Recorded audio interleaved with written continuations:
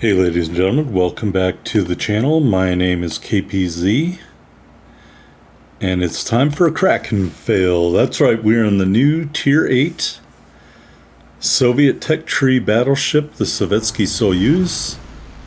We're on a map on Crash Zone, and we will have a meeting with another content creator and subscriber. We subscribe to each other's channels in this match at some point.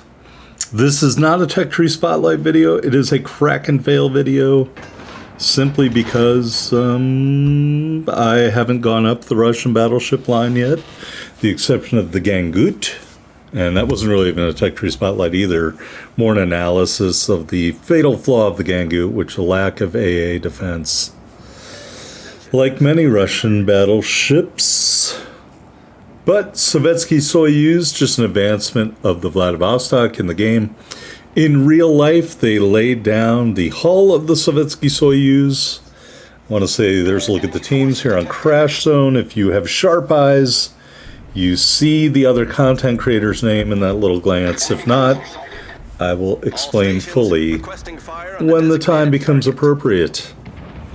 So, yeah, the title card should be a surveillance photograph taken by the Luftwaffe during World War II of the hull of the Soyuz, but it was never built. There we get a Citadel hit on a Chapayev, so a little friendly fire isn't there. I hate to say it, I feel the Sovetsky Soyuz is undergunned. These 406s are great at Tier 7. They are not so great at Tier 8 and Legendary Tier.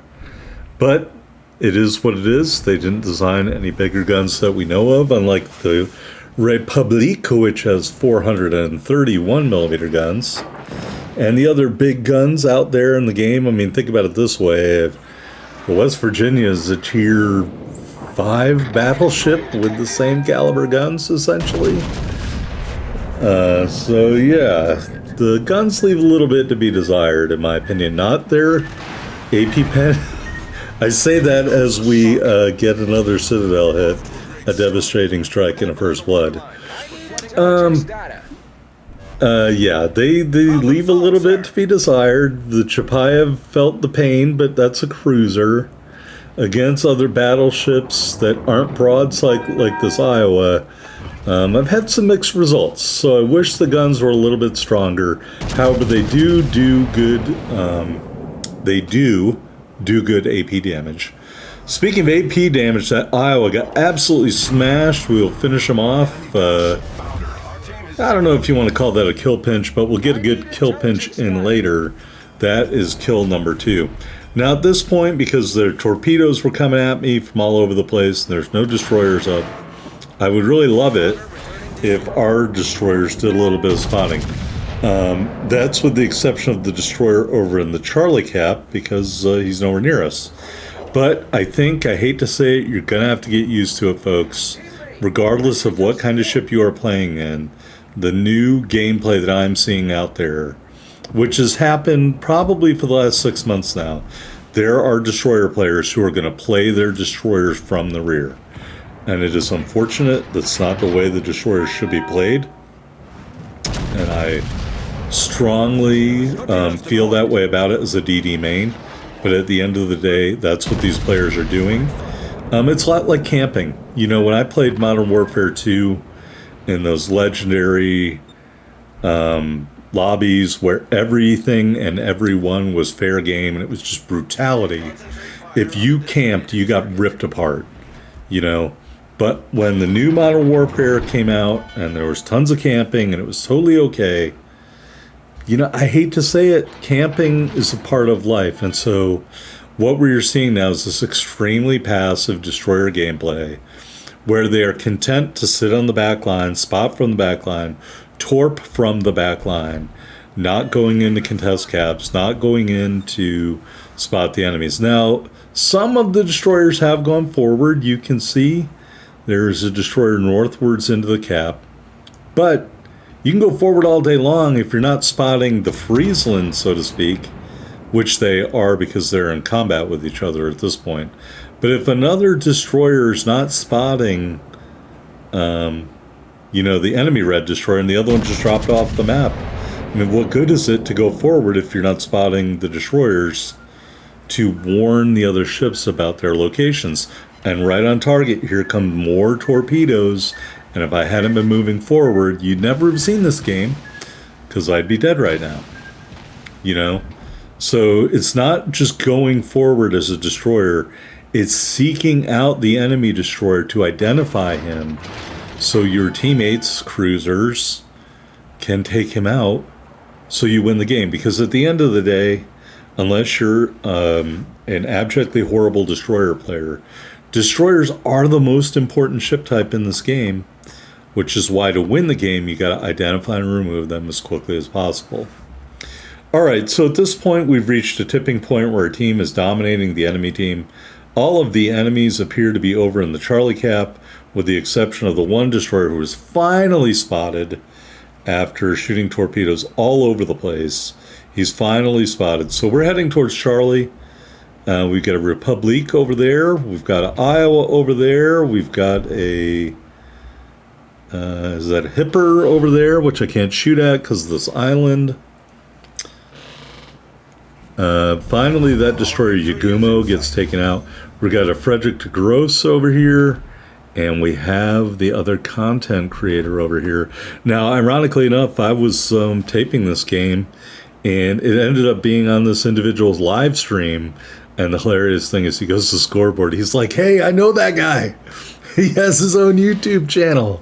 So he saw my name at the top of the board, which is where we're going to end up at the end of the game, naturally.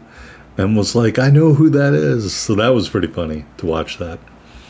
Obviously not live, but after the fact. Because I saw his name, I'm like, oh, I know that cat was live streaming this. So let's go see what he had to say. Anyway, Republique out there. Frederick de Gross a little bit closer. Republique's giving us a little bit better angle. I don't think his armor is as bad. We're going to go up into the superstructure there. You can see shell grouping, not so great. The ship is on fire. For some reason, I don't have fight fire with fire going, so we had to damage con those flames.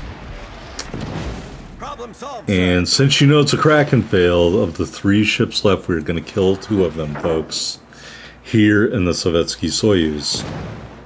However, that being said, as you can see, the Frederick de Gross just got wrecked.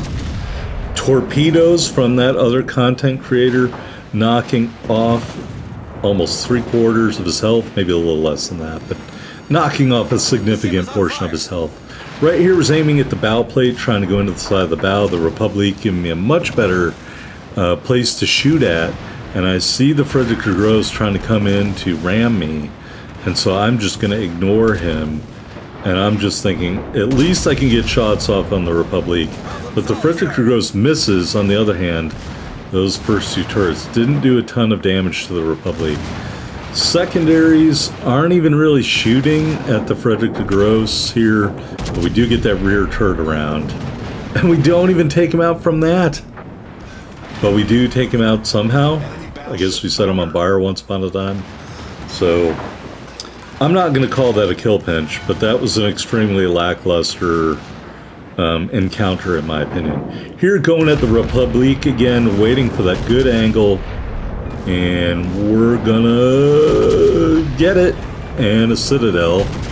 Kill number 4. Alright, we are officially on the hunt for a Kraken, and the last ship left is an Iowa. And in a scenario like this where our team is beating the bejesus out of the other team, I do not care about this base cap. I do not care about the XP that it could have brought me. Obviously, we do not need the points.